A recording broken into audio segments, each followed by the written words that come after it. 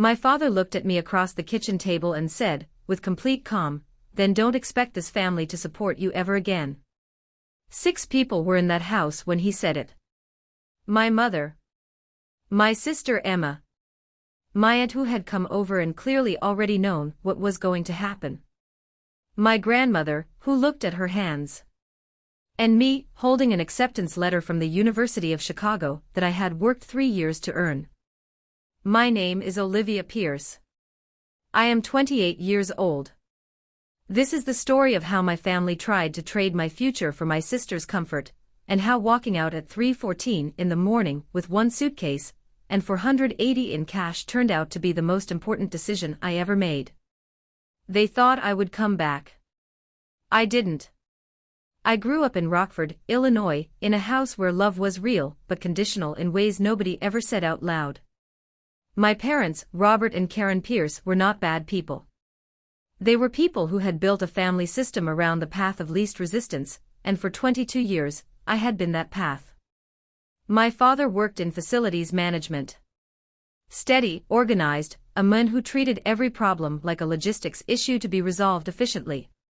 He expressed affection through provision, keeping the heat on, the fridge full, the car maintained, and he had developed, over decades, a complete blindness to the difference between what the family needed and what was simply convenient for the family. My mother was warmer and more complicated. She loved her daughters genuinely. But she had a talent for reframing sacrifice as love, for presenting what she was taking from you as something she was offering you the opportunity to give. She could make you feel that refusing was the selfish choice. She had been doing it my entire life, and she was very good at it. Emma was 3 years younger. She was the one who cried when things got hard, which in our household produced immediate results. I had learned early that I did not produce results by crying, I produced results by performing capability, which meant I was consistently handed the things that required it. This was called being responsible. It felt, from the inside, like being used in a way that everyone had agreed to call something else. I had spent 3 years building toward the nursing program at University of Chicago. Scholarships, 2 of them partial, which I had supplemented with night shifts at a care facility and weekend work at a grocery store. I had missed birthdays, skipped vacations that my friends took, studied through exam weeks on 4 hours of sleep. I had done all of it with one fixed point in mind: the letter. The program. The life on the other side of staying. The letter arrived on a Thursday in March. I held it for a long time before I opened it. It said yes. I took it home and showed my parents at dinner. My mother smiled. My father nodded. They seemed proud. I went to bed that night feeling, for the first time in years, like the future was a real and reachable thing. By Sunday, the conversation had changed. Emma had found out she was pregnant the same week. The father, a boy named Tyler, who had been unreliable in small ways that had always predicted something like this, was gone before the second week of the news. Emma came home. She cried. She said she wasn't ready. She said her life would be ruined. She said she needed help. My parents listened to her the way they had always listened to Emma, with immediate, organizing attention, the kind that moves quickly from hearing the problem to solving it. I was present for these conversations. I noticed how quickly I appeared in the solution. On Sunday afternoon, my mother sat down at the kitchen table across from me and said, folding her hands in the particular way she folded them when she had already decided something and was presenting it as a discussion, "Your sister needs this more than you do." I looked at her. I said, "Needs what specifically?" She said I should defer my program for a year. Stay home. Work full-time. Help with the baby when it arrived. Just 1 year, she said. A year wasn't forever. I knew my family well enough to know what 1 year meant. My father was standing at the counter. He hadn't looked at me yet. He said, without turning around, "Family comes first, Olivia. You'll understand when you're older." I was 22. I had been understanding since I was 15. The understanding had taken everything I had offered it and asked for more each time. I looked at Emma. She was looking at the table. She would not meet my eyes. That was the part that landed hardest, not my parents' decision, which I had half expected in some form I couldn't name, but Emma's silence. Her willingness to sit there while the conversation stripped my future, and call it staying out of it. I asked one question. I asked what would happen if I said no. My father turned around then. He looked at me directly and he said, "Then don't expect this family to support you ever again." The kitchen was very still. The refrigerator made its low sound. My grandmother, at the edge of the table, looked at her hands and did not speak. I looked at the acceptance letter. University of Chicago. The address in the header. My name printed in the salutation like proof that somewhere, something had decided I was worth investing in. I said nothing. I got up. I went to my room. I sat on the edge of my bed for a long time. Not crying. Thinking. I thought about the year that would become 2. The 2 that would become 5. I thought about Emma's baby growing up and my program's deferral expiring and the scholarship lapsing because deferral had limits, and me still in Rockford at 27 being described as the reliable one at somebody's dinner table. I thought about my father's voice. The calm of it. The complete absence of conflict in it. Like the decision was already filed, and he was just informing me of the outcome. I thought about the letter. I made a decision. Not loudly. Just finally. I waited until the house was quiet. At 3:14 a.m. I got up, dressed, and pulled the suitcase I had already packed from the closet. I had $480 in cash savings I had kept separate, in an envelope, for reasons I hadn't fully articulated to myself until now. I had my documents. My acceptance letter. My phone charger. The 2 things from my dresser that mattered. I wrote one note. I set it on the kitchen counter with my house key on top of it.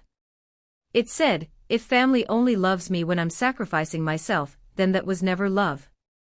I turned off my phone at the door. I walked to the bus station in the dark.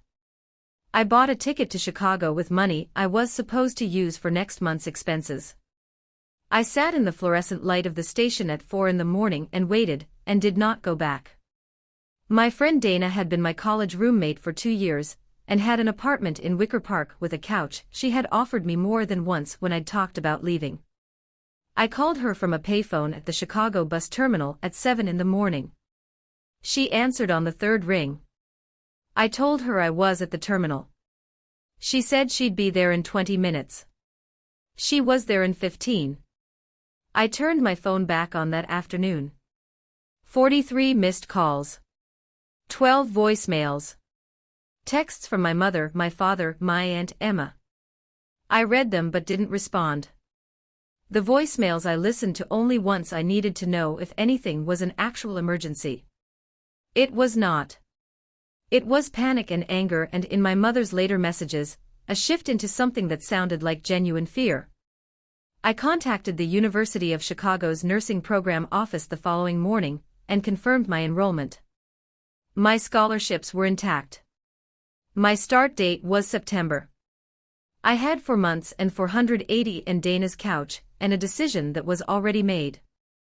I found work within the week, a care facility in Lincoln Park, full-time, $17.40 an hour, the overnight shift, which paid a differential. I worked nights and slept mornings and spent the afternoons preparing for the program and learning what Chicago felt like when it was mine. I did not contact my family for 6 weeks. At the 6-week mark, I sent a single email to both of my parents. I told them I was enrolled, employed, and safe. I told them I had not left out of anger. I told them I had left because the choice they presented me with was not a choice, and we all knew it, and I was not willing to lose what I had built in order to avoid a difficult conversation they should have had with themselves. I told them I hoped Emma and the baby were well. I meant that. I told them I would be in contact when I was ready. I did not tell them where I was living. My mother called the day she received the email. I let it go to voicemail. She said she had read my note every day since I left. She said she understood why I had gone. She said she was sorry not for what she had wanted, but for the way it had been delivered, for the ultimatum, for making me feel like my worth was conditional. She said she was proud of me, and that she had been proud of me the whole time, and had handled it badly. I called her back the following week. The conversation lasted an hour. It was honest in a way our conversations had never been, partly because I was no longer inside the system that had required both of us to maintain the fiction. My father called 3 weeks later. He said less and it meant more. He said, I shouldn't have said what I said. That wasn't how a father talks to a daughter. That was all. He didn't explain or expand. I told him I appreciated him saying it. I meant it exactly that much, not more, not less. Emma called when her daughter was born, in August. She named her Clara. She said she had wanted me to know. She said she was sorry she said it quickly, like she had been building to it and needed to get it out before she lost the nerve. She said she should have said something in that kitchen. She said she had known what was happening, and she had sat there anyway, and she had not stopped thinking about it. I told her that hearing her say it mattered. It did. I did not go home for the birth. I sent a gift, something small and practical, a soft blanket, because Clara was real, and had done nothing to anyone. I am in my 2nd year of the nursing program now. My GPA is 3.7. I have a small apartment in Hyde Park that costs more than I would like and is entirely mine. I have colleagues who know my name. I have a life I built on the other side of a decision made at 3:14 in the morning with one suitcase and no guarantee of anything. I lost a version of my family I had wanted to exist. I lost years of believing that performing capability would eventually earn me the same softness my sister received automatically. I lost the particular comfort of thinking that when it came down to it, my parents would choose me. What I gained is the knowledge of what I am willing to do for myself when no one else will do it. What I gained is the note I left on that counter, which said the truest thing I have ever said to my family, and which I stand behind completely. My father told me the family wouldn't support me if I left. I left. I supported myself. That was always the answer. I just had to get out of that kitchen long enough to use it.